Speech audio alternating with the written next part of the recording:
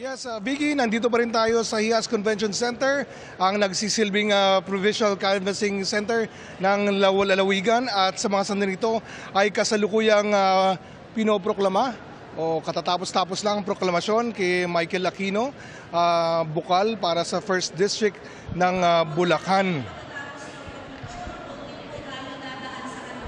Oo, samantala bago niyan, Vicky, ay una naman ng naproklama ang ilan pang mga kongresista dito sa Bulacan, katulad na lamang ni Agay Cruz na nanalong kongresista para sa ika-5 distrito ng Bulacan. Sinundan ito ng proklamasyon kay Ador Pleito, nanalo naman bilang congressman ng 6th District ng Bulacan. Ayon sa COMELEC Bulacan, Vicky, generally peaceful at organisado ang naging takbo ng eleksyon sa lalawigan.